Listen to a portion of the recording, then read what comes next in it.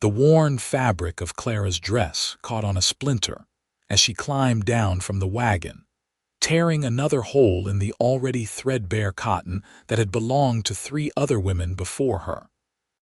She pressed her lips together and kept walking, carrying the heavy sack of cornmeal she had just purchased with the last of her coins, knowing that mending the dress tonight would mean another hour by candlelight she could barely afford. Everything she owned had belonged to someone else, first her boots with the sole coming loose, her shawl with moth holes along the edge. Even the hair ribbon she wore had been salvaged from a dustbin behind the general store in Ukiah, California, where she worked 6 days a week for barely enough to keep herself fed. It was September of 1876, and Clara Calloway had turned 21 years old 3 weeks ago without telling a soul, celebrating alone in the cramped room she rented above the bakery by allowing herself an extra spoonful of honey in her tea. She had arrived in Ukiah 2 years before, after her aunt had passed away and left her with nothing but debts to settle. The small mining town nestled in the valley had seemed as good a place as any to disappear into, to work herself to the bone and ask nothing of anyone. The afternoon sun beat down on the dusty main street as Clara made her way back toward the general store, her arms aching from the weight of the cornmeal. She had promised Mr. Henderson she would help inventory the new shipment that had arrived that morning, even though it was technically her half-day off. She could not afford to lose this position, not when winter was coming and her room was drafty enough to see her breath on cold mornings already. She was so focused on not dropping the sack that she did not see the massive man until she walked straight into what felt like a wall of solid muscle. The cornmeal went flying, the sack splitting open as it hit the ground, white powder exploding across the dirt street. "Oh no, no, no."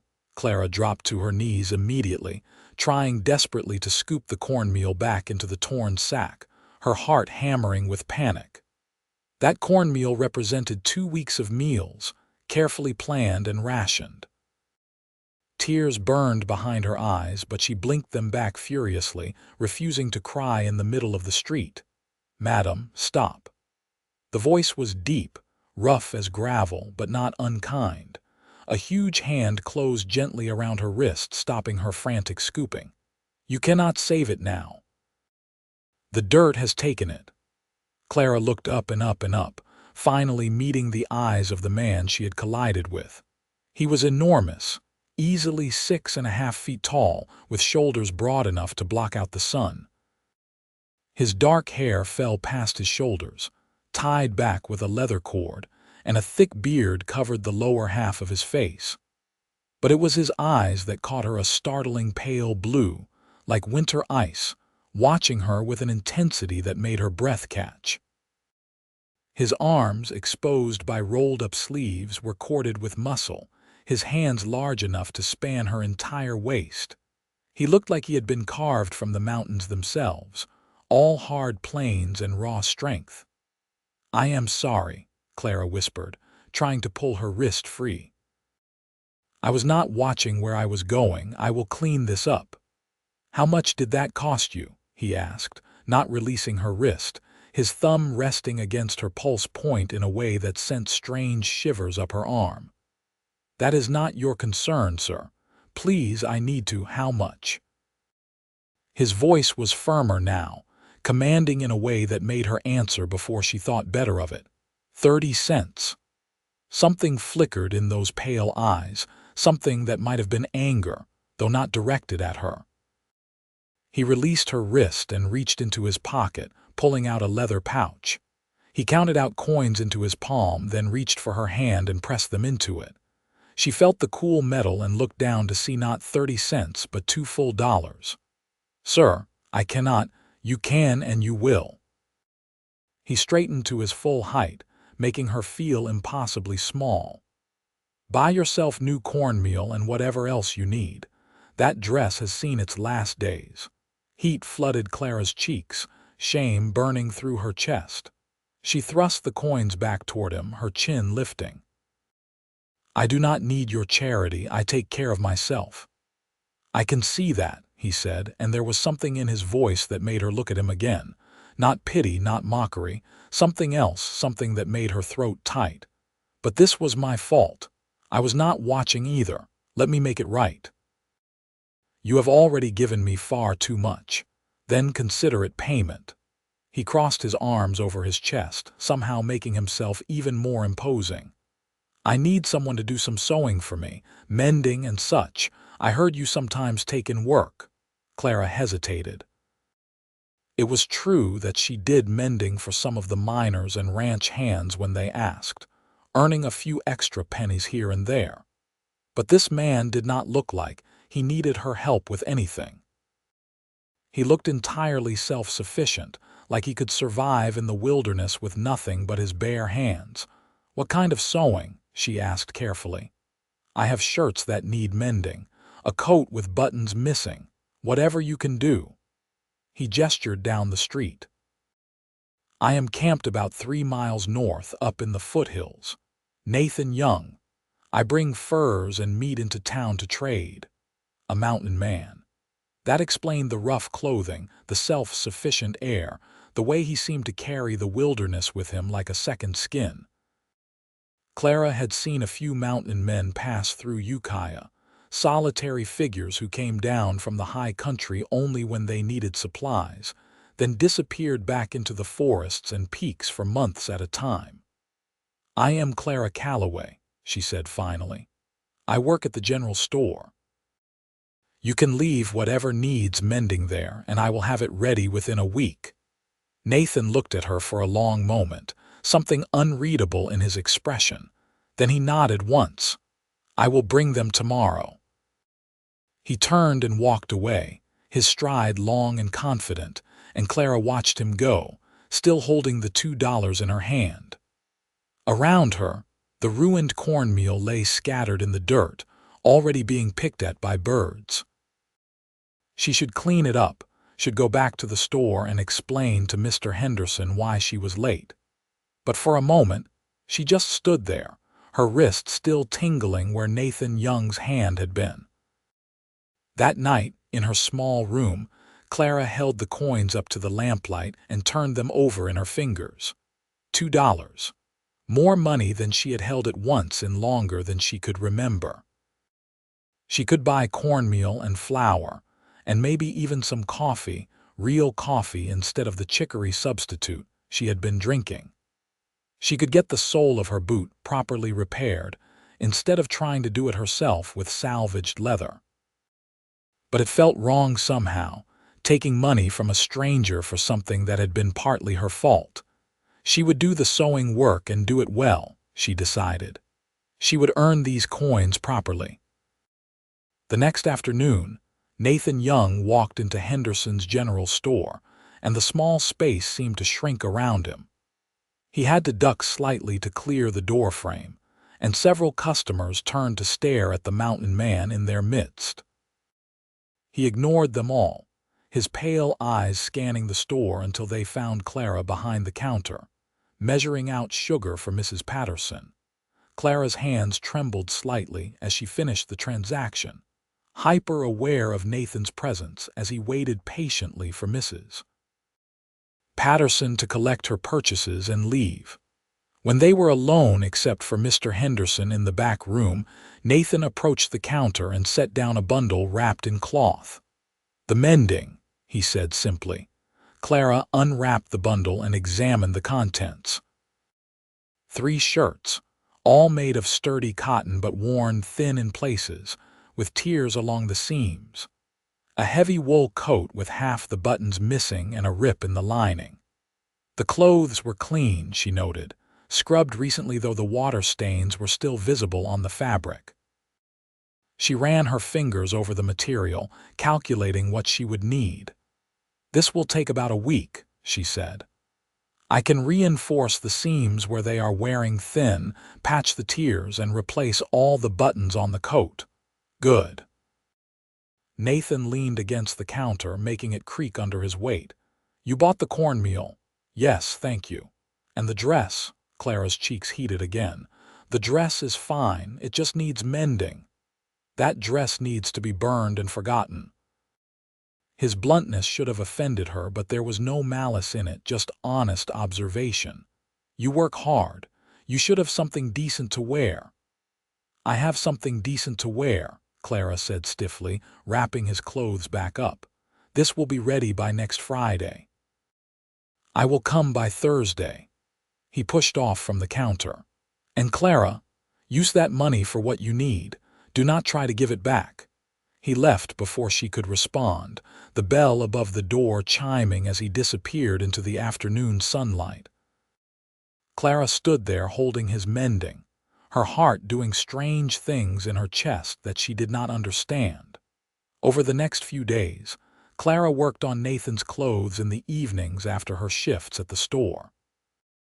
She took special care with each stitch, reinforcing every weak point, patching the tears with small, invisible stitches that would hold for years. She found herself wondering about him as she worked what it must be like to live alone in the mountains, to be so completely self-reliant. She had been alone for 2 years now, but she was alone in a town full of people, surrounded by voices and activity, even if none of it truly included her. Nathan's solitude seemed different, chosen rather than circumstantial.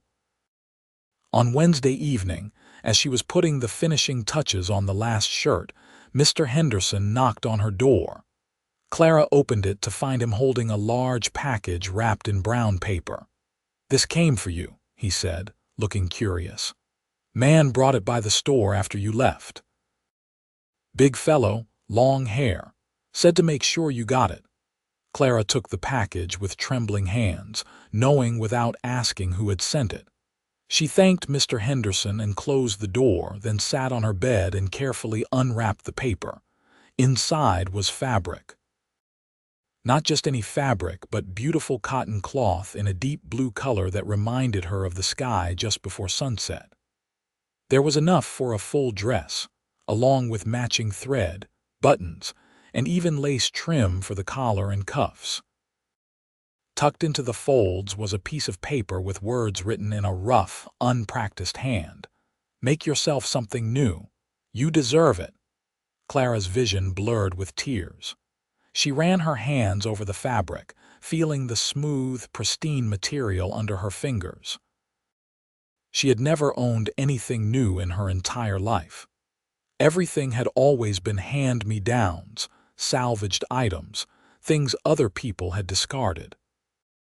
Even as a child living with her aunt, she had worn dresses that had belonged to her cousins first, clothes that were already worn and faded by the time they reached her. This fabric had never been worn, never been used. It was perfect and whole and meant just for her. She cried then, sitting alone in her small room with the blue fabric in her lap, crying for all the years of wearing other people's cast-offs, for all the time she had gone without so others could have more, for the simple, overwhelming kindness of a mountain man who barely knew her but had seen something in her worth acknowledging. The next day, Clara could barely concentrate on her work at the store. Nathan's mended clothes sat in a neat bundle under the counter, ready for him, but it was the fabric waiting in her room that occupied her thoughts. She had stayed up half the night planning the dress, measuring and calculating, imagining how it would look when it was finished. Nathan arrived in the afternoon, just as he had said he would. The store was busy, full of miners getting supplies before heading back to their claims, and Clara had to wait until there was a break before she could help him. He stood near the door, patient and still, watching her work with those intense pale eyes. Finally, the store cleared and Clara retrieved his bundle. "Everything is finished," she said, setting it on the counter. "I reinforced all the weak spots and replaced the buttons with some I had saved. They should hold up well." Nathan unwrapped the bundle and examined her work, running his calloused fingers over the neat stitches. A smile tugged at the corner of his mouth, barely visible beneath his beard. "This is fine work," Better than new. Thank you. Clara clasped her hands together, trying to find the right words. And thank you for the fabric. You did not have to do that. I know I did not have to. He rewrapped his clothes. I wanted to. Have you started on the dress yet? Not yet. I was planning to work on it this weekend. Will you show me when it is done? The question surprised her. Why would you want to see it? Nathan was quiet for a moment, studying her face with an intensity that made her want to look away, but also made it impossible to do so. Because I would like to see you in something that makes you smile the way that fabric made you smile when you first saw it. Clara's breath caught. How did you know I smiled? I was watching through the window. He said it without embarrassment, without apology. I wanted to make sure you liked it. I loved it, Clara whispered. I have never had anything so beautiful. Then I am glad I got it for you. He picked up his bundle. I will be in town again next week. Maybe I will see you then. Maybe, Clara said, and this time when he left, she allowed herself to smile as she watched him go. That weekend, Clara began work on her dress. She had sewn many things before, but always from salvaged fabric, always making do with what she had. Creating something from new material, something that would be entirely hers, felt almost sacred. She worked slowly, carefully, cutting the fabric with scissors she had borrowed from Mrs. Chen at the laundry, stitching each seam with tiny, precise stitches that would last for years. The dress took shape gradually, a simple design but elegant, with a fitted bodice and full skirt, the lace trim at the collar and cuffs adding a touch of delicacy. She had enough fabric left over to make a matching sash for her waist. As she worked, Clara found herself thinking about Nathan, about the way he had looked at her, about the kindness in his gesture. She barely knew him, and yet he had shown her more consideration than anyone had in years. By the time she finished, 2 weeks had passed, and autumn was settling more firmly over Ukiah. The leaves on the oak trees along the creek were turning gold and red, and the mornings had a crisp chill that promised winter was not far behind. Clara had not seen Nathan since that day in the store, and she told herself it did not matter, that she should not be disappointed. He was a mountain man, after all. He probably went weeks without coming into town. She wore the dress on a Sunday, her only full day off. The blue fabric flowed around her as she walked, and she could not stop touching it, smoothing her hands over the skirt, marveling at how it fit perfectly because she had made it to her exact measurements. Several people in town stared at her, probably surprised to see her in something that was not falling apart at the seams. Clara treated herself to a real breakfast at the hotel restaurant, spending some of the money Nathan had given her on eggs and toast and coffee. She sat by the window, watching the town come to life around her, feeling almost like a different person in her new dress. For the first time in longer than she could remember, she did not feel invisible. She was walking back to her room when she saw him. Nathan was standing outside the general store, clearly waiting for it to open, his arms crossed over his chest. He wore one of the shirts she had mended, she noticed, the tear along the shoulder now completely invisible. He saw her at the same moment she saw him, and something shifted in his expression.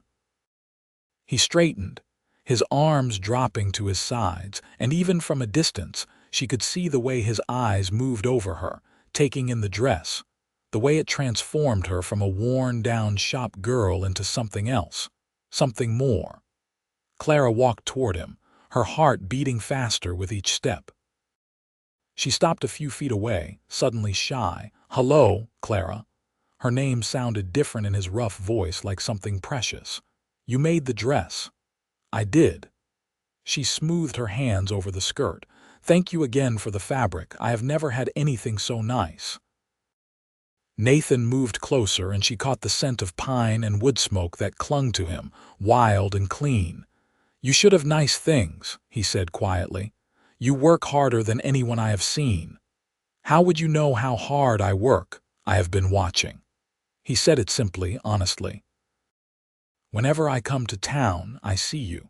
Always working, always helping someone else, never taking anything for yourself. Clara did not know what to say to that. No one had ever paid attention to her like that before, noticing not just her presence but the details of her life. It should have unsettled her, but instead, it made her feel seen in a way she had never experienced. "Why do you come to town so often?" she asked. "I thought mountain men stayed in the high country most of the time." A slight smile tugged at Nathan's mouth. "I have been finding more reasons to come down lately." "What reasons?" "You are a smart woman, Clara Calloway. I think you can figure it out." The implication in his words made Clara's cheeks heat, but she held his gaze. "I am not good at figuring things out when it comes to people being interested in me. No one ever has been before. Then they were all fools." Nathan reached out slowly, giving her time to step back if she wanted, and took her hand in his much larger one. His palm was rough with calluses, warm and solid. "I would like to spend time with you, get to know you properly. Would you be open to that?" Clara looked down at their joined hands, at the way her slender fingers disappeared into his grip. She thought about her small, lonely life, about all the years of making do with scraps and leftovers, about the blue dress that had made her feel for the first time like she might deserve something more. "Yes," she said softly, "I would like that." Nathan's smile was like sunrise breaking over the mountains, transforming his rough features into something warm and genuine. "Good. Are you free today?" "I am." "Then have breakfast with me. Or have you already eaten?" "I have. But I would be happy to sit with you while you eat." They walked to the hotel restaurant together, and Clara was acutely aware of the stares they attracted. Nathan was hard to miss under any circumstances, but seeing him with her, solicitous and attentive, clearly turned them into the subject of interest and speculation. Let them stare, Clara thought. She had spent too long worrying about what other people thought, about making herself small and unobtrusive. Over breakfast, Nathan told her about his life in the mountains. He had been living up in the high country for 3 years, ever since he had come west from Missouri looking for a fresh start. His father had died when he was young, and his mother had remarried a man who made it clear Nathan was not welcome. So at 18, Nathan had left, working various jobs until he had saved enough to get proper trapping supplies and strike out on his own. "I like the solitude," he said, cutting into his steak. "Up there, things are simple. Honest. A bear is a bear, a storm is a storm. Everything is exactly what it appears to be." "You never get lonely?" Clara asked. Nathan looked at her over his coffee cup. "Sometimes, more often lately." "What changed?" "I met a woman who deserves more than hand-me-downs," he said simply. "Who deserves someone to see her for what she is. Someone brave and strong and determined to make her own way in the world, no matter how hard it gets." Clara's throat tightened. "You barely know me." "I know enough." He set down his cup. "I know you walked straight into me, and your first thought was not to get angry, but to save that cornmeal, even though it meant kneeling in the dirt in your worn-out dress. I know you work 6 days a week, and still take on mending in the evenings to make extra money. I know you have not bought yourself anything new in so long you forgot what it felt like. That tells me everything I need to know about your character." "You did not have to buy me that fabric," Clara said, though she was grateful he had. "I was managing fine on my own." "Managing is not the same as living." Nathan leaned back in his chair, his eyes never leaving her face. "You were just surviving, Clara. There is more to life than that." "Is there? What more is there for someone like me? Someone like you?" His voice sharpened. "What does that mean?" Clara looked down at her hands, at the calluses on her fingers from years of hard work. "I am nobody. I have nothing. My family is gone. I have no prospects, no dowry, no connections. I am just a shop girl in a small mining town, wearing a dress that someone else's charity bought." Nathan was quiet for so long that Clara finally looked up, worried she had offended him. But his expression was not angry. It was fierce and protective and something else she could not quite name. "You listen to me," he said, his voice low and intense. "You are not nobody. You are strong and capable, and you have survived things that would have broken other people. You do not need a dowry or connections to have value. You have value just by being who you are. And that dress was not charity. It was a gift from someone who sees your worth, even if you do not see it yourself yet." Tears burned in Clara's eyes, and she blinked them back furiously. "Why do you care? You do not even know me. But I want to." Nathan reached across the table and took her hand again, his thumb brushing over her knuckles. "I want to know everything about you, Clara Calloway, if you will let me." Clara had built walls around herself for so long, convinced that no one would ever want to breach them, that she was too plain, too poor, too ordinary to deserve anyone's attention. But Nathan was looking at her like she was something precious, something worth fighting for, and she found those walls starting to crumble. "I do not know how to do this," she admitted. "I have never had anyone interested in me before. We will figure it out together." Nathan squeezed her hand gently. "I am not good at courting and pretty words, but I am good at being honest and showing up when I say I will. If that is enough for you, then we have a place to start." Clara thought about his words, about the simple promise in them. No grand declarations, no impossible guarantees, just honesty and reliability. After years of instability and uncertainty, that sounded like the most romantic thing in the world. "That is enough," she whispered. "That is more than enough." They spent the rest of the day together, walking through town and along the creek that ran behind the main street. Nathan told her more about his life in the mountains, about the cabin he had built himself, about the wildlife he encountered and the changing seasons at high altitude. Clara told him about her childhood with her aunt, about coming to Ukiah with nothing, about slowly building a life here even though it sometimes felt impossibly hard. "I would like to take you up to see my cabin sometime," Nathan said as the sun began to set, painting the sky in shades of orange and pink. "If you would be comfortable with that, I could show you the mountains, let you see what my life is like up there." "I would like that," Clara said. "But people in town might talk. A woman going off alone with a man to his cabin. Let them talk." Nathan's voice was firm. "I will not compromise your reputation, Clara. We can bring Mrs. Chen as a chaperone if you like, but I want you to see where I live, to understand that part of my life." The fact that he was already thinking about her reputation, about protecting her from gossip, made Clara's heart swell. She had been on her own for so long, responsible for herself and no one else, that having someone else consider her well-being felt almost foreign. "I trust you," she said, and was surprised to realize it was true. She barely knew Nathan Young, and yet something in her recognized something in him. Two solitary souls who had learned to survive alone but were suddenly discovering they might not have to anymore. Nathan walked her back to her room as darkness fell over Ukiah. At the base of the stairs leading up to her door, he stopped and turned to face her. In the lamplight from the street, his features were softer, less intimidating despite his size. "Can I come see you again?" he asked. "I usually come to town every 2 weeks for supplies, but I could come more often if you wanted."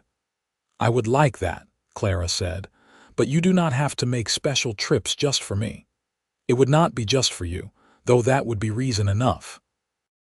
He reached out and gently tucked a strand of hair behind her ear, his fingers lingering against her cheek. "It would be for me too, so I have something to look forward to besides empty mountains and my own company." Clara leaned into his touch, just slightly, amazed at how natural it felt.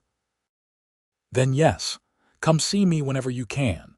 Nathan smiled, that rare, genuine expression that transformed his face.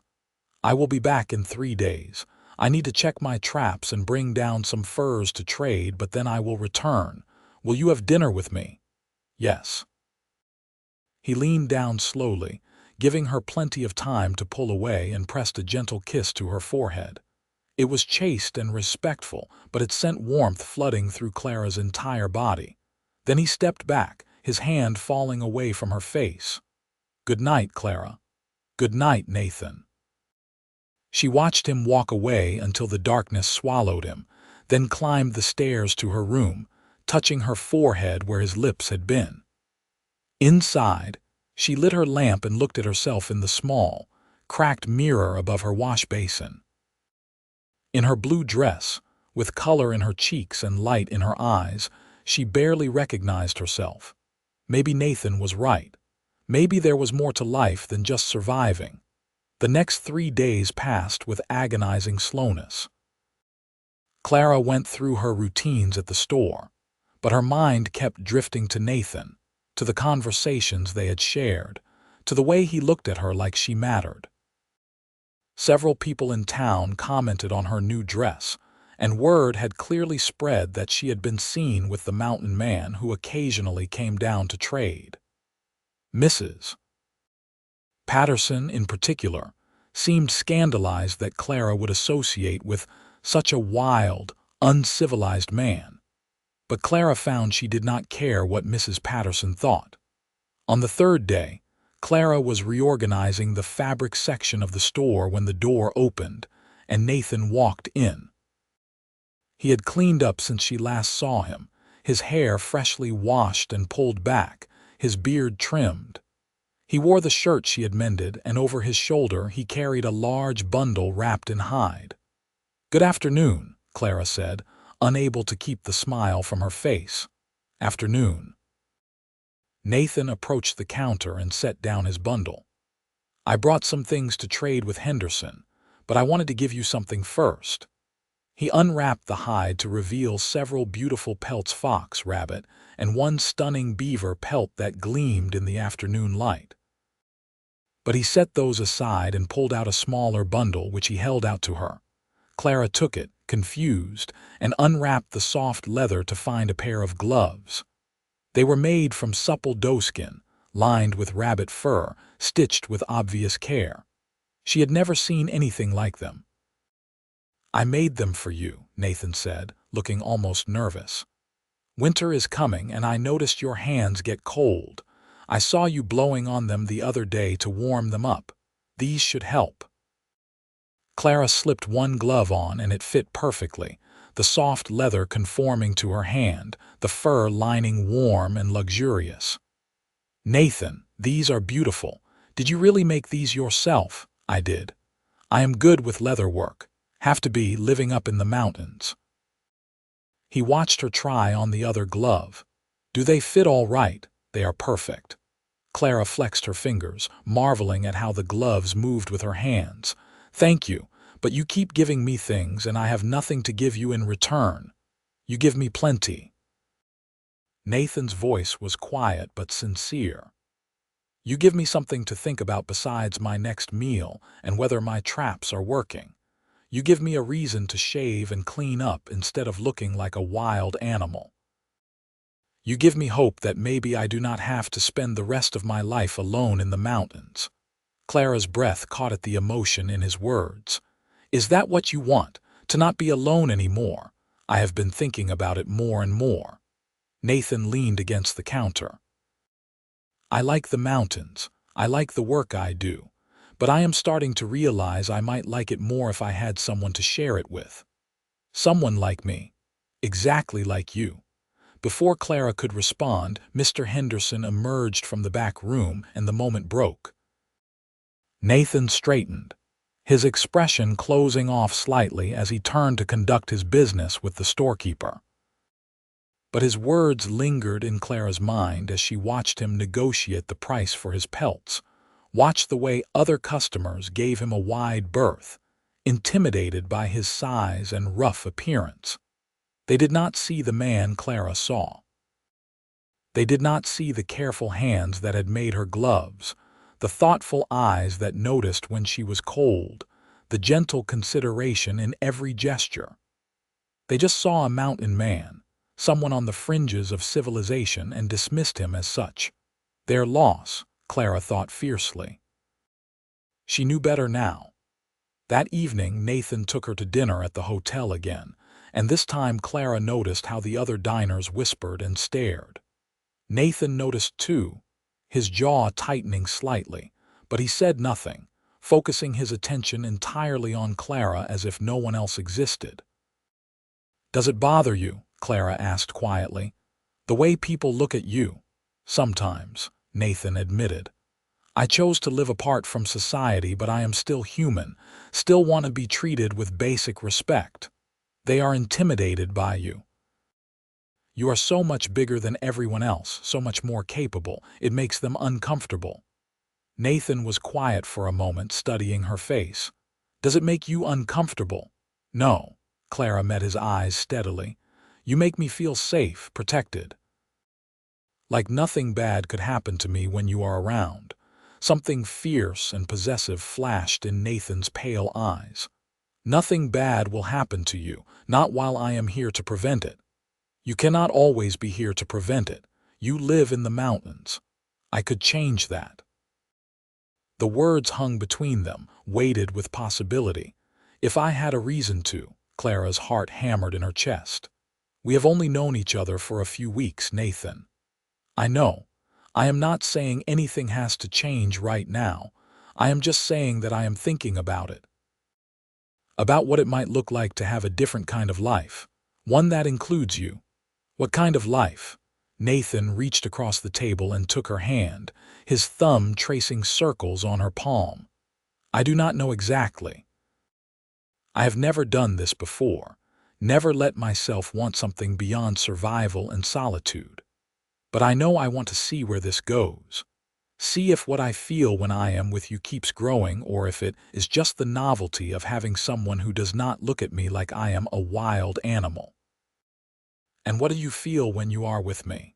"Like I can breathe easier, like the world makes more sense, like maybe I've been waiting my whole life to meet someone who understands what it is like to be alone and to keep going anyway." His grip on her hand tightened. "What do you feel?" Clara took a shaky breath.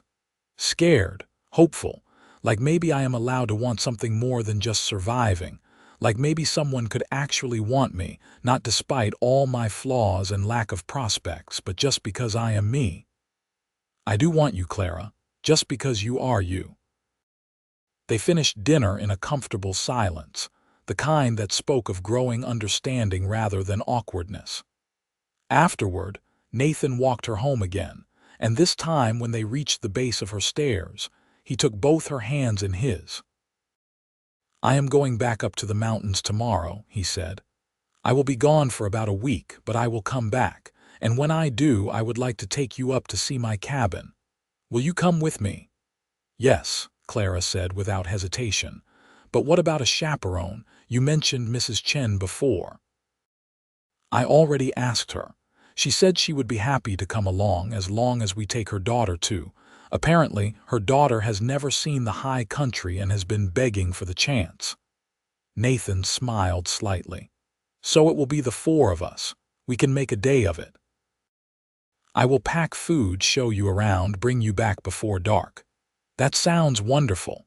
Nathan lifted one of her hands to his lips and pressed a kiss to her knuckles, his eyes never leaving hers. "Until then, wear the gloves I made you. Stay warm." "I will." He released her hands reluctantly and stepped back. "Good night, Clara." "Good night, Nathan. Stay safe in the mountains. Always do." Clara climbed the stairs and turned at the top to see Nathan still standing there, watching to make sure she got inside safely. She waved, and he raised a hand in return, then finally turned and walked away into the night. Inside her room, Clara removed the gloves carefully and held them in her lap, running her fingers over the soft leather. Nathan had made these with his own hands, had measured and cut and stitched the leather, had lined them with fur, all so her hands would stay warm. It was such a simple gesture, and yet it spoke volumes about the kind of man he was. She thought about what he had said, about considering a different kind of life. She knew what he meant even though he had not said it outright. He was thinking about leaving the mountains, about settling somewhere more permanent, about building a life with someone, with her. It was too soon. They barely knew each other. But Clara could not deny the pull she felt toward Nathan, the sense that something significant was happening between them, something that could change the course of both their lives. She wanted it. She wanted him. And the strength of that want both terrified and exhilarated her. The week Nathan was gone seemed to drag endlessly. Clara threw herself into her work, taking on extra mending jobs in the evenings to keep her hands and mind busy. She wore the gloves whenever she went outside, and they kept her hands beautifully warm despite the increasingly cold weather. Autumn was settling more firmly over Ukiah now. The leaves were falling from the trees, and frost appeared on the windows in the mornings. Clara added another blanket to her bed and was grateful for the extra money she had earned from mending, which allowed her to buy more firewood for her small stove. She found herself thinking about Nathan's cabin in the mountains, wondering what it was like, whether it was warm enough for the harsh mountain winters. She wondered what Nathan did all day up there, how he passed the time when he was not checking traps or hunting. Did he read? Did he have books? Or did he simply exist in silence, alone with his thoughts? The idea of such complete solitude both appealed and frightened her. Clara had been lonely for years, but she had always been surrounded by people, by the noise and bustle of town life. She could not imagine what it would be like to go weeks without seeing another human soul, to have only the wilderness for company. But she could imagine what it might be like to share that wilderness with Nathan. To build a life in those high mountains, far from the judgment and gossip of town society. To wake up every morning to his face, to fall asleep every night wrapped in his arms, safe and warm and wanted. She was getting ahead of herself, she knew. But she could not seem to stop her thoughts from drifting in that direction. On the 6th day after Nathan left, Clara was closing up the store when Mrs. Chen stopped by with her daughter, Lily, a bright-eyed girl of about 12.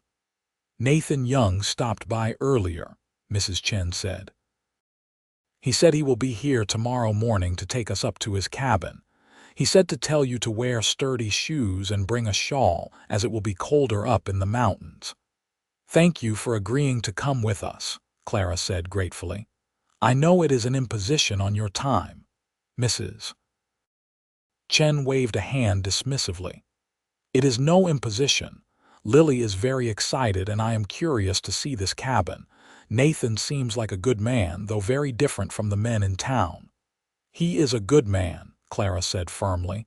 One of the best I have ever met, Mrs. Chen studied her face for a moment, then smiled. You care for him already. Good. You deserve someone who treats you well, Clara. You have worked so hard for so long with no one to help you. Maybe Nathan Young is the help you need.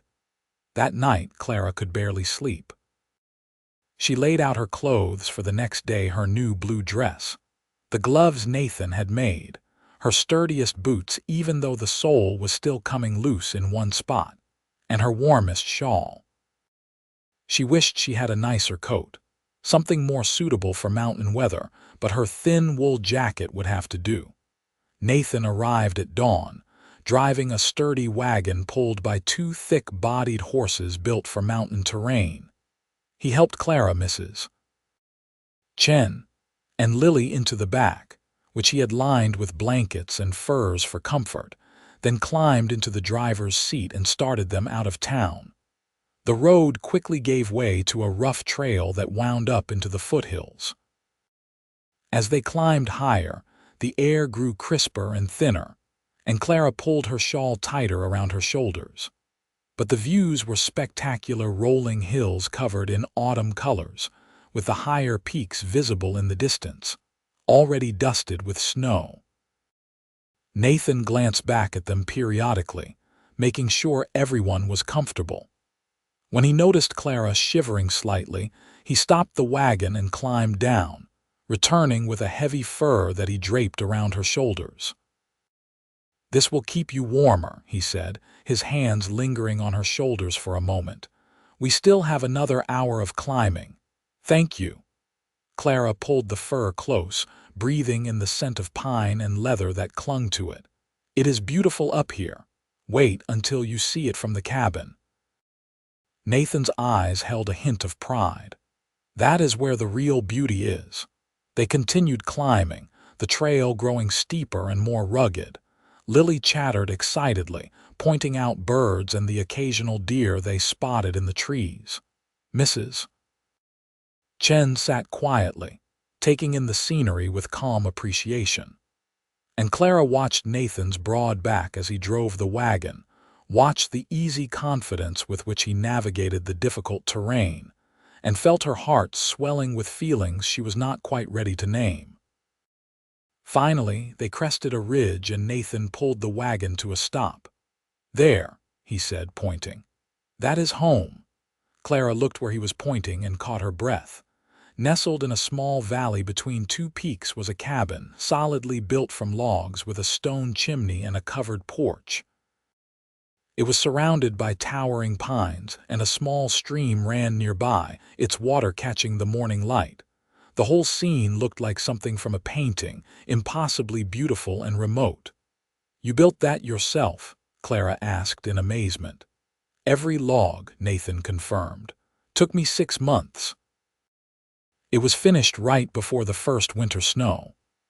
They drove down into the valley, and as they got closer, Clara could see more details. The cabin was larger than she had expected, with what looked like 2 rooms. There was a small barn behind it, probably for Nathan's horses and supplies. Someone had planted herbs near the door, though they were dying back now with the cold weather. Everything about the place spoke of care and attention to detail, of a man who took pride in his home even though he lived alone. Nathan helped them down from the wagon and led them inside. The main room was warm and welcoming, with a large stone fireplace that dominated one wall. There was a table and chairs, shelves lined with supplies and a few books, furs and pelts hanging from the rafters to cure. A doorway led to what Clara assumed was the bedroom. Everything was clean and organized, surprisingly comfortable for a bachelor living alone in the wilderness. "This is amazing," Clara said, turning in a slow circle. "I cannot believe you built all this yourself. A man needs a solid roof over his head, especially up here." Nathan fed wood into the fireplace, bringing the embers back to life. "Winters can be brutal. I needed something that would keep me alive." "Do you ever get snowed in?" Lily asked, peering around with wide eyes. "Sometimes for weeks at a time," Nathan confirmed. "That is why I keep so many supplies on hand. I have to be prepared to not make it down to town for a month or more." "Are you not lonely?" the girl asked with the blunt curiosity of youth.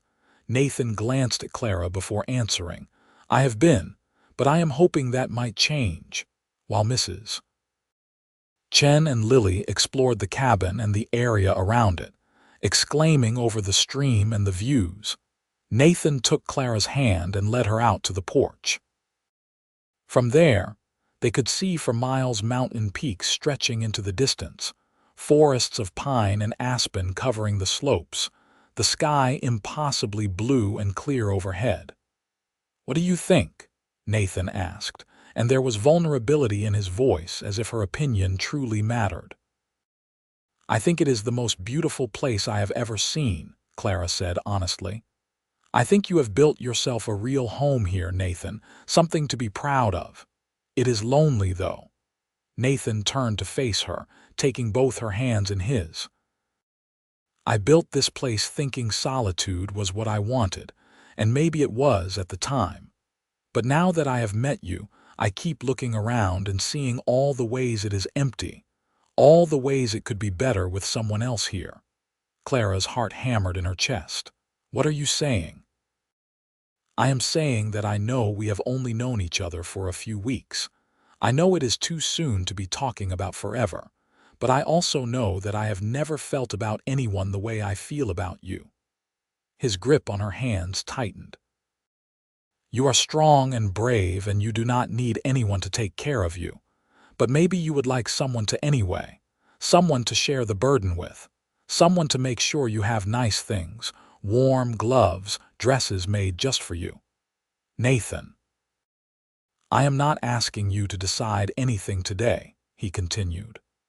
I just want you to see this place, to understand what my life is like up here, and to know that if you wanted to share it, there would be room for you. There would be room for whatever life you wanted to build. We could stay up here, or we could move closer to town, or we could do something else entirely. I am flexible, Clara. What I am not flexible about is wanting you in my life. Tears burned in Clara's eyes. I have never had anyone want me like that, fight for me like that. Then those people were fools. Nathan lifted one hand to cup her cheek, his thumb brushing away a tear that had escaped. You deserve to be fought for. You deserve to have someone see your worth and refuse to let you forget it. I am scared, Clara whispered. I have been alone for so long. I do not know how to be part of something, part of someone. We will learn together. Nathan leaned down until his forehead rested against hers. I do not know how to do this either, but I want to try, with you. Clara closed her eyes, breathing in his scent, feeling the solid warmth of him so close to her. Every instinct told her to pull back to protect herself, to not risk getting hurt. But a stronger instinct, one she was only beginning to recognize, told her to lean in, to take the chance, to trust that this man meant what he said. I want to try too, she breathed. Nathan pulled back just enough to look into her eyes, and what she saw there made her breath catch. Heat and tenderness and fierce determination all mixed together. Then he was lowering his mouth to hers, and Clara's eyes fluttered closed as their lips met. The kiss was gentle at first, careful, as if Nathan was afraid of overwhelming her. But Clara found herself pressing closer, her hands coming up to grip his shirt, and the kiss deepened, becoming something more urgent. Nathan's arms came around her, pulling her against his chest, and Clara felt surrounded by his warmth and strength, protected and cherished in a way she had never experienced. When they finally broke apart, both breathing hard, Nathan rested his forehead against hers again.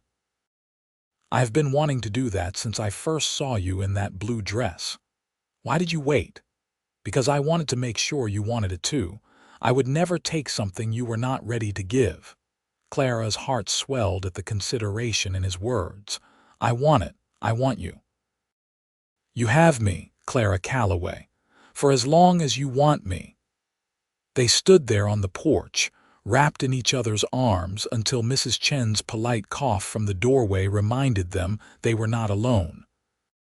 They stepped apart, both of them flushed and slightly breathless, and Clara could not help the smile that spread across her face when she saw the matching expression on Nathan's. They spent the rest of the day exploring the area around the cabin. Nathan showed them his traps, explaining how they worked and what kinds of animals he caught.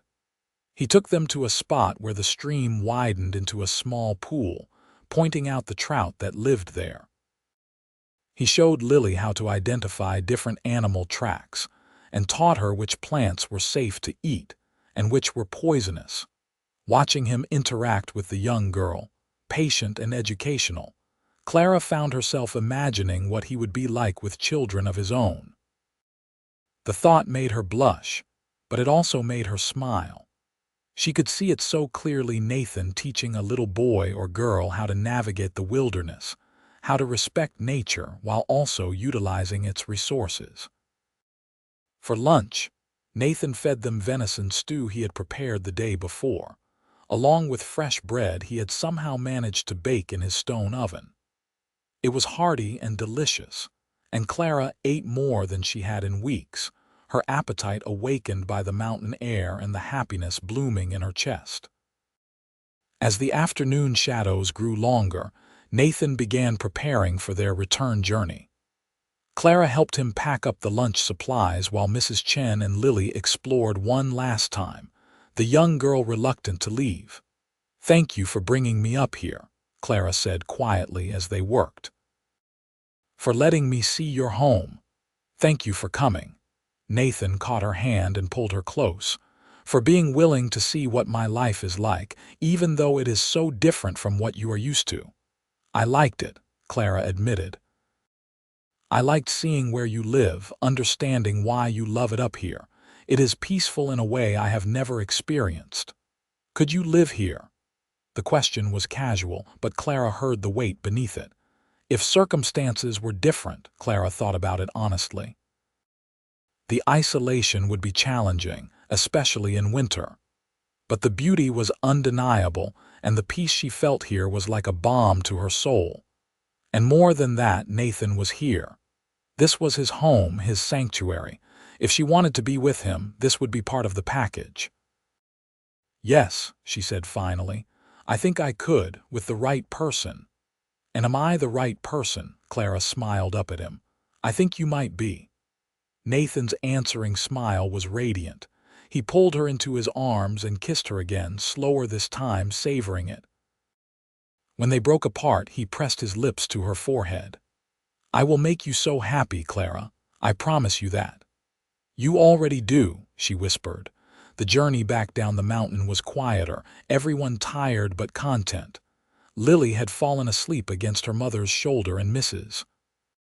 Chen looked pleased with the outing. Clara sat wrapped in the fur Nathan had given her, watching his broad back as he drove the wagon, and felt something settle into place inside her. Something that felt like hope, like possibility, like the beginning of something real and lasting. When they reached Ukiah, the sun was setting, painting the sky in brilliant colors. Nathan helped everyone down from the wagon, then pulled Clara aside while Mrs. Chen collected her sleepy daughter. "I will be in town more often now," he said, his hands resting on her shoulders. "I want to spend more time with you, court you properly, show you that this is real, that I am serious about you." "You do not have to change your entire life for me," Clara protested. "I am not changing my life, I am improving it." Nathan's eyes were intense in the fading light. "Before you I had a routine, now I have a reason. There is a difference. What if people talk? What if they judge us for moving too fast? Let them talk. Let them judge." Nathan's voice was firm. "I have spent 3 years living by my own rules in the mountains. I am not about to start worrying about what small-minded people think now. You are worth more than their opinions." Clara had spent so long worrying about what other people thought, about making herself acceptable and invisible. But Nathan was teaching her a different way of being, one where her wants and needs mattered more than propriety and appearances. "All right," she said. "Then court me properly. Show me what a future with you could look like." "I will," Nathan promised. He kissed her one more time, soft and sweet, then released her. "Get some sleep, Clara. I will see you tomorrow." Clara climbed the stairs to her room, wrapped in Nathan's fur and wearing his gloves, her lips still tingling from his kisses. Inside, she lit her lamp and looked around at her small, sparse space. It had been enough for the past 2 years, this room and her job and her quiet, solitary existence. But now she could see it for what it was: a temporary shelter, a place to survive but not to truly live. Nathan was offering her something more. A real home, a partnership, someone to share both burdens and joys with. It was terrifying and exhilarating in equal measure, but Clara knew in her bones that she wanted it. She wanted him. The next few weeks passed in a blur of work and stolen moments with Nathan. He came to town 3 times a week now, always finding reasons to stop by the general store, to bring Clara small gifts, or just to see her for a few minutes. He took her to dinner, walked with her along the creek, sat with her in the evening while she did her mending and told her stories about his life in the mountains. He courted her with a determined patience that made Clara feel cherished in a way she had never experienced. He never pushed for more than she was ready to give, but he made it clear that he was thinking about the future, about what they could build together. The town started to talk, of course. Whispers followed Clara. Wherever she went, speculation about her relationship with the mountain man, judgment about how quickly things were moving, snide comments about what she could possibly offer a man like Nathan Young. Clara tried not to let it bother her, but sometimes the words cut deep, especially when they echoed her own insecurities. One afternoon, Mrs. Patterson cornered Clara in the store and made her opinions very clear. "I hope you know what you are doing, dear," she said in a saccharine voice. "Men like that are not suitable for marriage. Too wild, too uncivilized. He will never be able to give you a proper life." Clara felt anger rise in her chest, hot and protective. "Nathan is more civilized than most of the men in this town. He treats me with respect and kindness, which is more than I can say for some so-called gentlemen. But he lives in the mountains like an animal," Mrs. Patterson pressed. "What kind of life is that for a woman? You would be isolated, cut off from society." "Maybe I do not want the kind of society that judges people based on where they live or how they earn their living." Clara's voice was firm. "Maybe I want the kind of life where I am valued for who I am, not what I can offer, and Nathan gives me that, Mrs. Patterson huffed and left, clearly offended, but Clara found she did not care. She was tired of shrinking herself to fit other people's expectations, tired of apologizing for wanting more than what society deemed appropriate for someone of her status. That evening, when Nathan came by to walk her home, Clara told him about the encounter. He listened quietly, his jaw tightening, then pulled her close. "People like her do not understand what we have," he said. "They cannot fathom a relationship based on mutual respect and genuine caring rather than social climbing and appearances. But their opinions do not matter, Clara. Only ours do." "She made me doubt, though," Clara admitted. "She made me wonder if I am being foolish, rushing into this with you when we have only known each other for a few months. Are you having second thoughts?" Clara looked up into his pale blue eyes, saw the vulnerability there, the fear that she might pull away. "No," she said firmly. "I am not having second thoughts. I am just scared. This is all so new to me." "It is new to me, too." Nathan cupped her face in his hands. "But I know what I feel, Clara. I love you. I have loved you since I saw you kneeling in the dirt trying to save that cornmeal. Too proud to accept help, but too kind to lash out in anger. You are the bravest, strongest woman I have ever met, and I want to spend the rest of my life making sure you never have to face anything alone again." Clara's breath caught. "You love me." "I love you," Nathan repeated, his voice rough with emotion. "I should have told you sooner, but I was afraid of scaring you off. But I am tired of holding back. I love you, Clara Calloway, and I want to marry you." Tears streamed down Clara's face, but they were happy tears, tears of relief and joy and overwhelming emotion. "I love you too," she whispered. "I have been so afraid to say it, afraid that I was feeling too much too fast. But I do, Nathan, I love you." Nathan pulled her into his arms and kissed her with a passion that made Clara's knees weak. When they broke apart, both breathless, he rested his forehead against hers. "Marry me," he said. "I know it is fast, I know people will talk, but I do not want to wait any more. I want you to be my wife, want to build a life with you. Say yes, Clara. Please say yes." Clara thought about everything that had happened in the past few months: the cornmeal spilling in the street, the blue fabric that had become her first new dress, the gloves that kept her hands warm, the cabin in the mountains that could become her home. She thought about Nathan's careful consideration, his protective strength, the way he looked at her like she was the most precious thing in the world. "Yes," she breathed. "Yes, I will marry you." Nathan's smile was brilliant.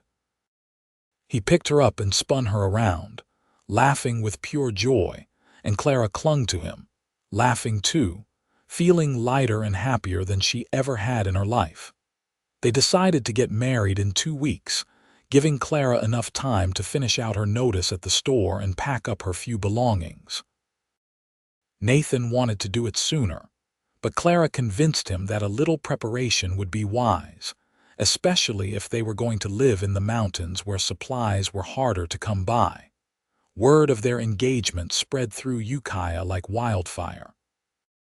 Some people were genuinely happy for them, like Mrs. Chen, who gave Clara a beautiful silk scarf as a wedding gift and promised to help with preparations. Others were scandalized or dismissive, convinced that Clara was making a terrible mistake. But Clara found that the more people disapproved, the less she cared. For the first time in her life, she was choosing something for herself, something that made her happy rather than something that was practical or expected. It was liberating and terrifying and absolutely right. Nathan spent those 2 weeks preparing the cabin for Clara's arrival. He built shelves for her things, bought fabric and sewing supplies in town for her, even constructed a small table by the window where she could do her mending with good light. He wanted to make sure she would be comfortable, that she would not feel like she was sacrificing too much by moving to the mountains with him. Clara, meanwhile, packed up her few possessions and said goodbye to the life she had built in Ukiah. Mr. Henderson was disappointed to lose her but wished her well, even giving her a bonus for her 2 years of faithful service. Some of the other shopkeepers gave her small gifts: a set of dishes from the china shop, preserves from Mrs. Johnson, who ran the cafe, a warm quilt from the seamstress who had sometimes given Clara extra mending work. On the morning of the wedding, Clara woke in her small room above the bakery for the last time. She dressed carefully in her blue dress, the one Nathan had bought the fabric for, the one she had sewn with such care and hope. She pinned her hair up and tied on a new bonnet that Mrs. Chen had helped her make, trimmed with lace and ribbon. When she looked in the mirror, she barely recognized herself. Gone was the worn-down shop girl in threadbare clothes. In her place was a bride, glowing with happiness, dressed in something beautiful and new, something that was entirely hers. The wedding was held in the small church at the edge of town, attended by Mrs. Chen and her family, Mr. Henderson, and a handful of other townspeople who had come to wish them well. Nathan stood at the front of the church, looking uncomfortable in new clothes he had bought for the occasion: dark trousers, a white shirt, and a vest. His hair was freshly washed and tied back, his beard neatly trimmed. But it was his eyes that captured Clara's attention, the way they lit up when she walked down the aisle toward him, the pure love and joy visible in his expression. They exchanged simple vows, promising to love and honor each other, to stand together through whatever challenges came their way. When the minister pronounced them husband and wife, Nathan kissed Clara with such tenderness that several people in the congregation sighed. Clara Calloway was now Clara Young, wife of a mountain man, embarking on a completely new life. The reception was held at the hotel, a simple affair with food and cake. Nathan barely left Clara's side, his hand always finding hers, his eyes constantly seeking her out as if he could not quite believe she was real, that she was his now. As the afternoon wore on and it was time to leave, Clara changed out of her wedding dress into more practical travel clothes. Nathan had the wagon loaded with her belongings and supplies for the cabin, ready for the journey up the mountain. Mrs. Chen hugged Clara tightly before they left. "Be happy," she whispered. "You deserve this, Clara. You deserve all of it." "Thank you," Clara whispered back, "for everything. For being kind to me when I first came to town, for supporting me, for helping with the wedding." "That is what friends do."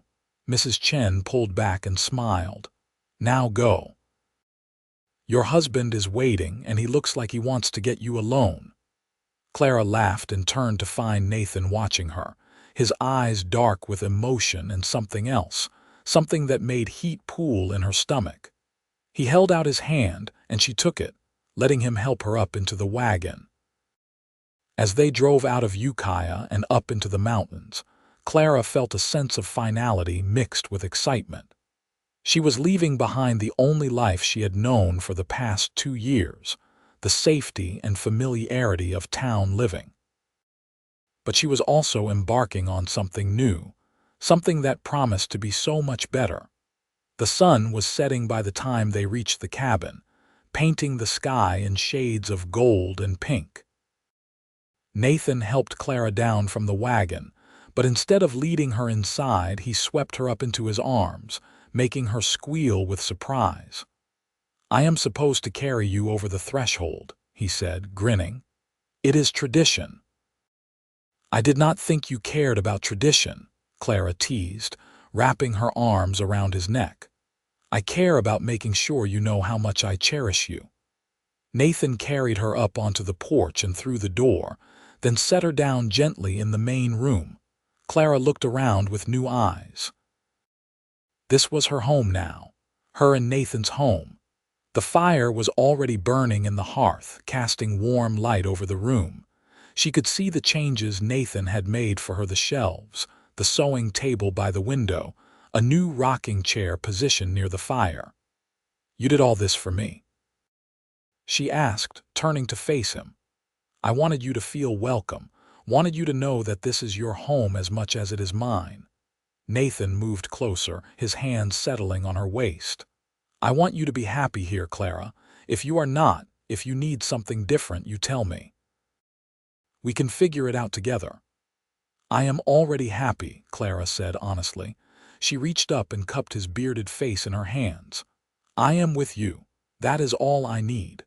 Nathan's eyes darkened, and he pulled her close, kissing her with a hunger that had been restrained all day.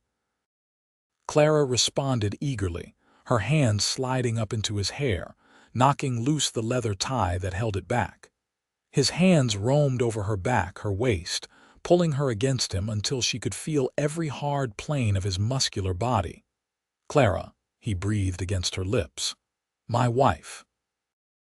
"My husband," she whispered back, and the word felt right, felt perfect. Nathan swept her up again and carried her through the doorway into the bedroom.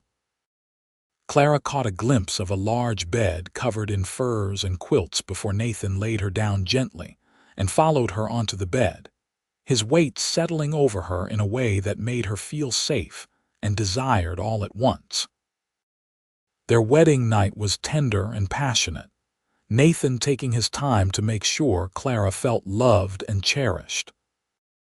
He was gentle with her innocence, patient and careful, and when they finally came together fully, Clara felt like she was becoming part of something larger than herself, merging with Nathan in a way that went beyond the physical. Afterward, they lay tangled together under the furs, Nathan's arms wrapped protectively around Clara, her head resting on his chest. She could hear his heartbeat, strong and steady, and felt completely at peace. "I never knew it could be like this," Clara said softly, tracing patterns on his bare chest. "Like what?"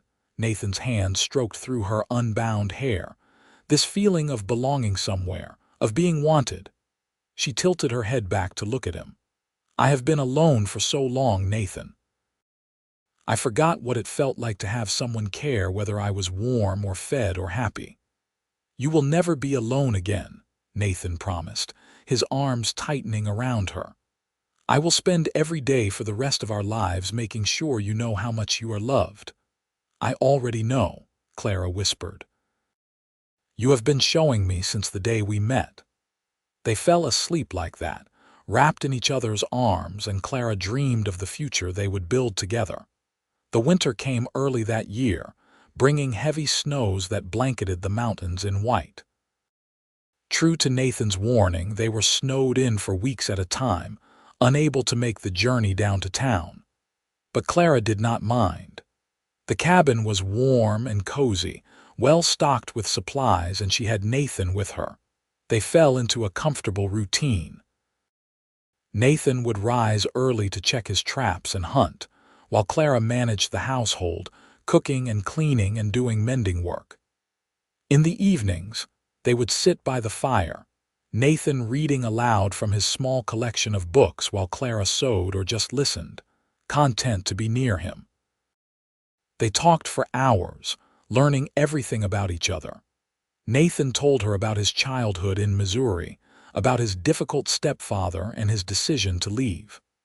Clara told him about her life with her aunt, about the years of scraping by and making do with nothing.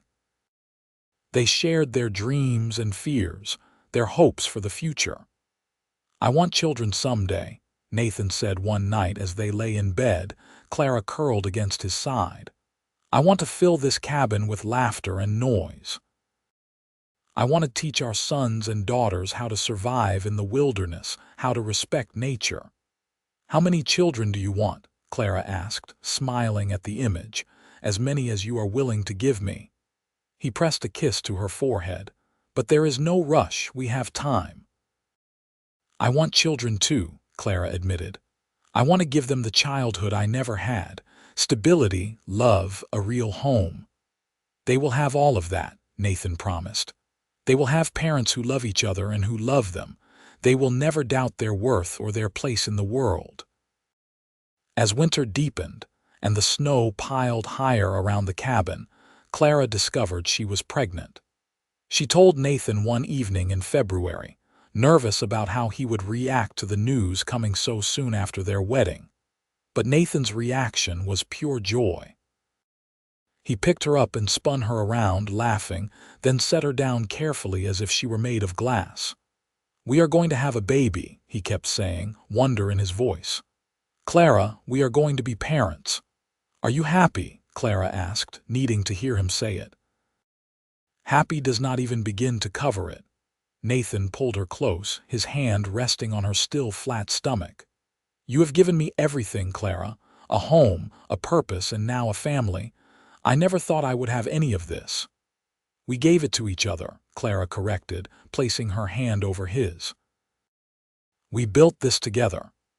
Nathan was even more protective after that, barely letting Clara do any heavy work, insisting she rest and eat well. Clara found it both endearing and frustrating, but she could not really complain when his care came from such a place of love. When spring finally arrived and the snows began to melt, Nathan took Clara down to town to see Mrs. Chen and stock up on supplies. Clara was starting to show now, and the news of her pregnancy spread quickly through Ukiah. Most people offered congratulations, though there were still a few who whispered that it was too soon, that she had trapped Nathan with a pregnancy. Clara ignored them. She knew the truth that this baby was created in love, that Nathan was thrilled about becoming a father, that their marriage was solid and real. Mrs. Chen gave Clara advice about pregnancy and childbirth, passing on wisdom she had learned through her own experiences. She also gave Clara several sets of baby clothes that Lily had outgrown, practical items that would be needed when the baby came. "You will be a wonderful mother," Mrs. Chen told Clara as they sat together in the back of her laundry shop. "You have so much love to give, and Nathan will be an excellent father. That child will be very lucky." "I hope so," Clara said, her hand resting on her growing belly. "I want to give this baby everything I never had." "You already are," Mrs. Chen assured her. "You are giving them a home full of love. That is the most important thing." The summer passed peacefully. Clara's belly grew rounder, and Nathan became even more devoted, constantly checking on her, making sure she was comfortable, talking to their unborn child whenever he had a moment.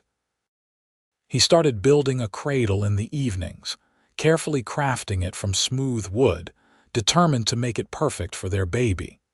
Clara sewed baby clothes from fabric Nathan brought her from town, tiny gowns and blankets and bonnets. She made quilts for the cradle, each stitch filled with love and hope for the future. In late August, as the summer heat made the cabin stuffy and uncomfortable, Clara went into labor. Nathan rode down to town to fetch Mrs. Chen, who came back with him to help with the birth. For hours, Clara labored while Nathan paced outside, clearly terrified despite Mrs. Chen's assurances that everything was progressing normally.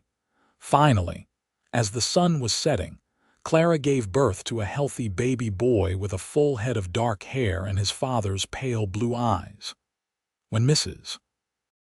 Chen placed the baby in Clara's arms, she felt a rush of love so intense it brought tears to her eyes. Nathan came in moments later, and the expression on his face when he saw his son was something Clara would remember forever. Pure awe and wonder and overwhelming love.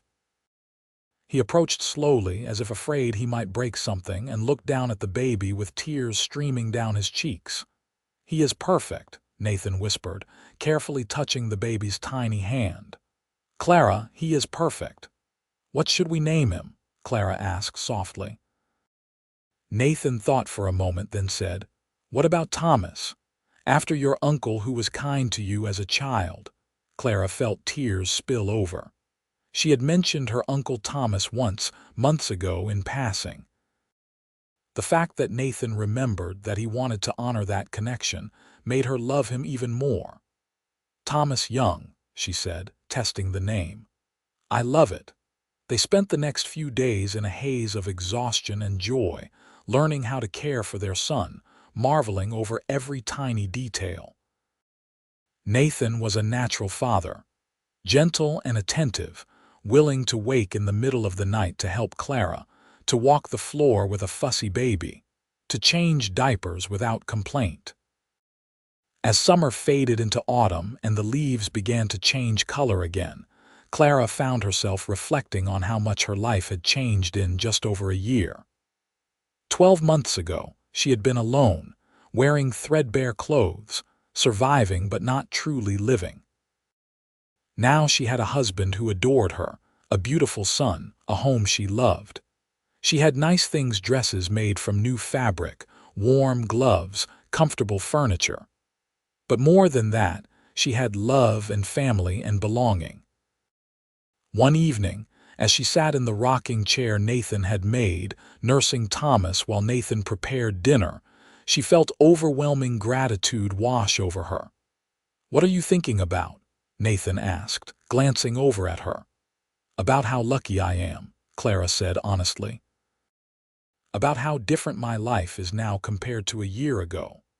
Nathan came over and knelt beside the rocking chair, looking at his wife and son with such love it made Clara's heart ache. "I am the lucky one," he said. "I was alone in these mountains, convinced that solitude was enough. Then you walked into my life and I realized I had been settling for half a life. You made me whole, Clara." "We made each other whole," Clara corrected, reaching out to touch his face. "That is what love does." Nathan kissed her palm, then leaned in to kiss her lips gently. Thomas chose that moment to finish nursing and let out a satisfied sigh, and they both laughed. The years passed quickly after that, full of joy and hard work and deep contentment. Clara and Nathan had 2 more children, a daughter named Sarah 3 years after Thomas, and another son named James 2 years after that. The cabin rang with laughter and noise, just as Nathan had hoped it would. They added onto the cabin as their family grew, building another room for the children, expanding the living space. Nathan continued his trapping and hunting, but he also started taking odd jobs in town when he could, wanting to provide well for his growing family. Clara took in mending work during the quiet winter months, earning extra money that they saved for the future. Every year on their anniversary, Nathan would give Clara something new: a dress, a piece of jewelry, something that was hers and hers alone. He never forgot how important it was to her to have things that belonged only to her, things that were not hand-me-downs or cast-offs. And Clara made sure Nathan knew every day how much she loved him, how grateful she was for the life they had built together. She cooked his favorite meals, mended his clothes with care, and always made sure he knew he was appreciated and valued. Their children grew up strong and confident, learning the skills they needed to survive in the wilderness while also understanding the importance of kindness and respect. Thomas inherited his father's size and strength, while Sarah had Clara's determination and work ethic. Little James was the charmer of the family, able to talk his way out of any trouble with a smile. When Thomas was 12, he asked his father how he and Clara had met. Nathan told him the story of the spilled cornmeal, of how Clara had been too proud to accept help but too practical to refuse it. He told him about the blue fabric that became her first new dress, about falling in love with a woman who had never been given the things she deserved, but who never let that make her bitter or hard. "Your mother is the strongest person I have ever known," Nathan told his son. "She survived years of hardship alone, and she came through it with her kindness intact. That is real strength, Thomas. Remember that." Clara, overhearing the conversation from the kitchen, felt tears prick her eyes.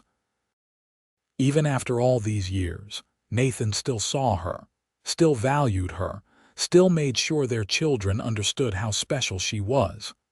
That night, after the children were asleep, Clara and Nathan sat on their porch watching the stars. It was a warm summer evening, the kind that made everything feel peaceful and right. "Do you ever regret it?" Clara asked, leaning against Nathan's shoulder. "Giving up your solitary life in the mountains for a loud, chaotic family?" Nathan wrapped his arm around her, pulling her close. "Not for a single second. This life is louder and messier and more complicated than what I had before. It is also 1,000 times better. You gave me everything that matters, Clara. Love, family, purpose. I would choose this life over solitude every single day."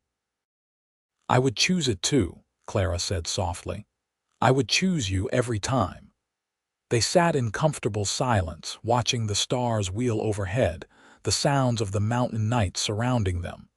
Inside the cabin, their children slept safely, dreaming whatever dreams children dream.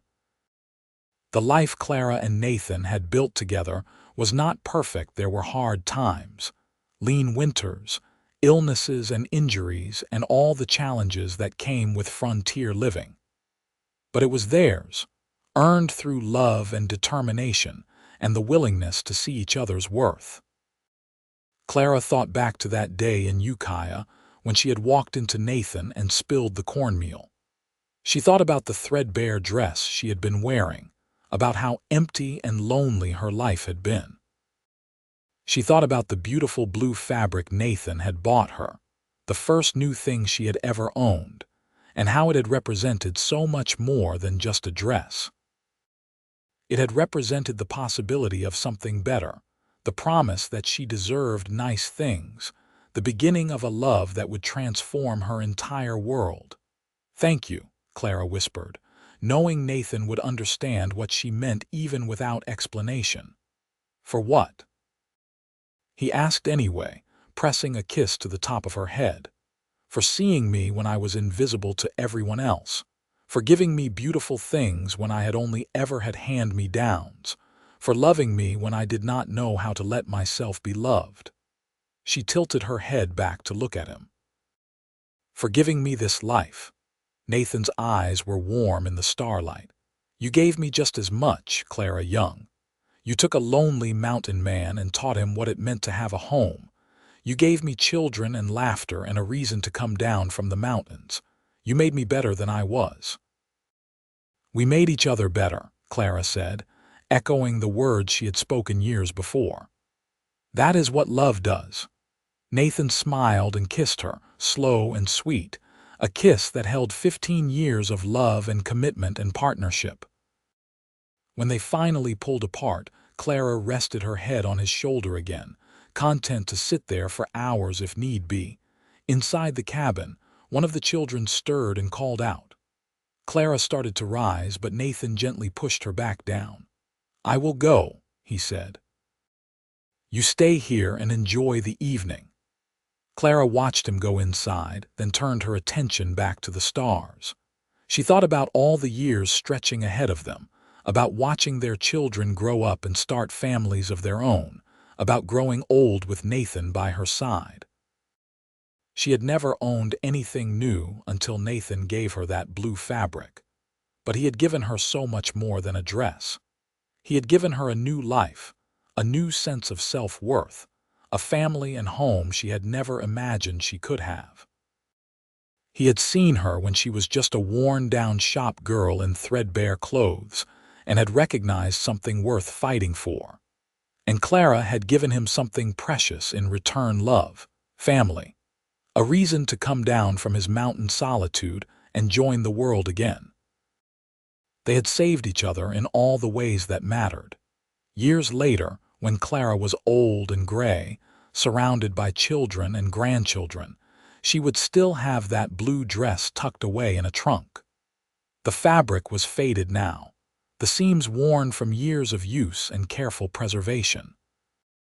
But it remained precious to her, a tangible reminder of the moment her life had changed, of the day a mountain man had looked at her and decided she deserved something new. But more than the dress, more than any material possession, Clara treasured the life she and Nathan had built together. She treasured the love that had sustained them through hard times and celebrated with them in good times. She treasured the family they had created, the legacy of kindness and strength they were passing down to future generations. And when Nathan would hold her hand as they sat on their porch in the evenings, watching the sun set over the mountains they both loved, Clara would remember that girl in the threadbare dress and thank her for being brave enough to accept help, brave enough to let someone see her worth, brave enough to believe she deserved something more than just surviving. Because that bravery had led her here, to this life, to this man, to this family. And it had all started with something as simple as spilled cornmeal and a mountain man who refused to let her kneel in the dirt alone. Nathan and Clara Young lived out their days in their mountain cabin, surrounded by the love they had built and the family they had created. Their children grew strong and capable, carrying forward the lessons their parents had taught them about resilience, kindness, and the importance of seeing worth in others even when the world overlooked it. Thomas became a skilled hunter and trapper like his father, eventually building his own cabin just a few miles from his parents' home. Sarah married a kind man from town and settled in Ukiah, though she visited her parents often, bringing her own children to learn the ways of the mountains. And James became a teacher, using his natural charm and intelligence to educate the next generation of children in the growing town. But no matter where life took them, the young children always came back to the cabin in the mountains, to the place where their parents had shown them what real love looked like. They came back to hear the story of how their father had seen their mother kneeling in the dirt and decided she deserved better. They came back to see the faded blue dress that represented so much more than fabric and thread.